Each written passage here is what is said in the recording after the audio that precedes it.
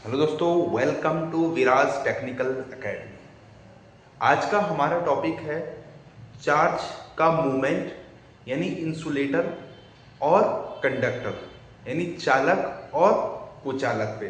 तो अपने पास जो है कोई भी चीज है, अगर चार्ज अपने पास है तो चार्ज जो है, मान लीजिए कोई बॉडी है, इस बॉडी पे हमने कोई चार्ज रख दिया है। इस तरह से दो पॉजिटिव चार्ज हमने बिल्कुल अगल बगल रख दिए हैं।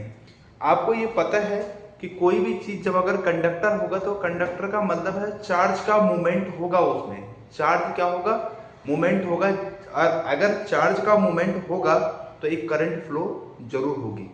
जबकि इंसुलेटर या कुचालक में चार्ज का मूवमेंट नहीं होता है, चार्ज टाइटली बाउंड होता है, इसलिए उसमें कोई करंट फ्लो नहीं होती है। तो अगर हमारे पास दो चार्ज रखे हुए हैं तो ये दो चार्ज जब हमने सेम अगल बगल पे रखे हुए तो ये दो चार्ज इतनी डिस्टेंस एक दूसरे पे फोर्स लगा के, जब अपोजिट फोर्स लगाएंगे एक दूसरे पे रिपेल करेंगे तो ये अपनी मैक्सिमम डिस्टेंस पे आ जाएंगे। कहां पे आएंगे? मैक्सिमम डिस्टेंस पे।